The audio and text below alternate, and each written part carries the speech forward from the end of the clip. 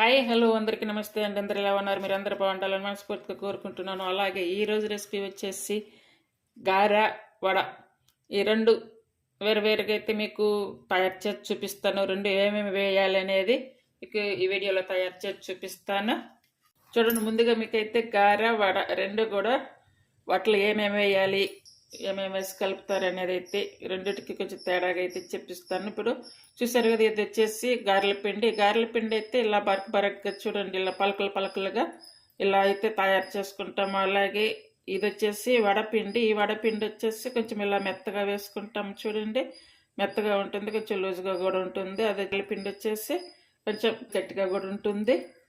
ముందుగా అయితే వడల పిండి అయితే తయారు చేసి చూపిస్తాను. ఇప్పుడు జీరా వేసుకోవాలి, అలాగే అల్లం, ఈ అల్లము తురుము వేసుకోవాలన్నమాట ఇది. అలాగే టేస్ట్ సరిపడా సాల్ట్ వేసుకోవాలి. ఇప్పుడు పెప్పర్ మనం గింజల వారీగా వేసుకోవచ్చు, లేదనుకుంటే ఇలా కచ్చాపచ్చాగా చేసుకొని ఇలా కూడా వేసుకోవచ్చు. అంటే మనం పిండి ఎంత తీసుకుంటామో దాన్ని బట్టి మాత్రమే తీసుకోవాలి. ఈ పిండి అనేది బాగా కలుపుకోవాలి.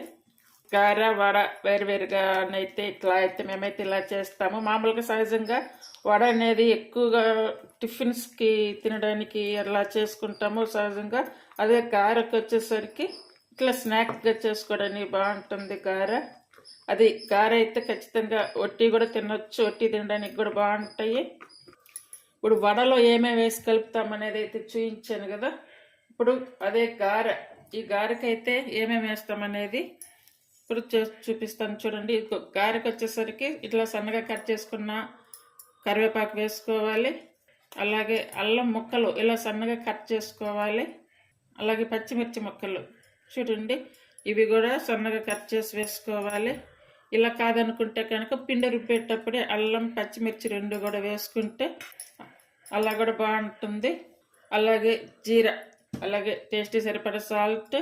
పిండి ఎలా ఉందో చూడండి ఒకసారి, పలకలు పలకలుగా అలా ఉంది.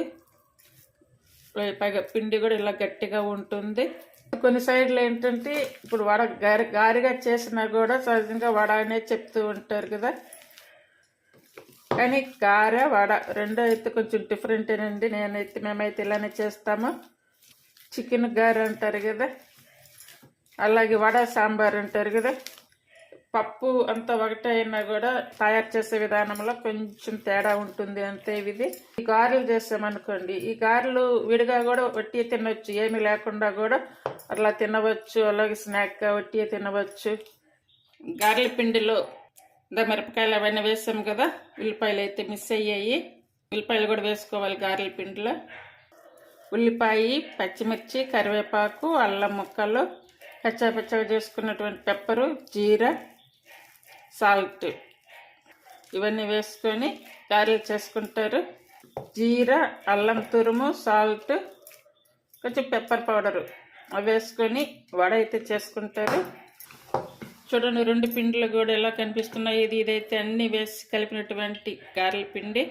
ఇది వచ్చేసి వడపిండి. చూడండి, గారె వడ రెండు కూడా వేసి చూపిస్తాను.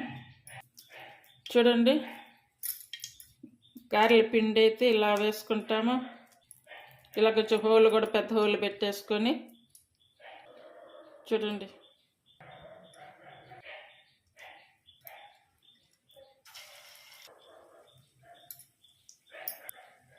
గారెలు వేసి చూపించే కదా, అదేవిధంగా ఇప్పుడు వడ అయితే ఇలా తీసేసుకొని జస్ట్ ఇలా అనేసి డైరెక్ట్గా వేసేస్తారు ఆయిల్లో. అసలు హోల్ కూడా లేకుండా డైరెక్ట్గా వేసేస్తారు వడకి. కాకపోతే అది ఉడకడం కోసంగా మధ్యలో కూడా ఉడికితే బాగుండాలి కాబట్టి అందువల్ల చిన్న హోల్ అయితే పెట్టుకుంటారు వడకి. ఇది ఇలా జస్ట్ వరకు ఇలా అనేసి వేస్తారన్నమాట. చూస్తారు కదా, ఇవి గారె, ఇది వచ్చేసి వడ. చూడండి, రెండింటికి కూడా తేడా తెలుస్తుంది కదా. ఇప్పుడు గారె వచ్చేసి ఇలా పెద్ద హోల్తోటి ఇలా అన్ని వేసి ఇలా ఉంది. వడ వచ్చేసి ఇలా చిన్న హోల్తోటి ఏమీ లేకుండా ఇలా. రెండిటికి తేడా చూడండి. వడలు కూడా చూడండి, వడ లోపల చూస్తారు కదా వడకి ఎలా ఉందో. అలాగే గారె గారె చూసారు కదా లోపల ఎలా ఉందో. ఇదండి రెండింటికి గల తేడా.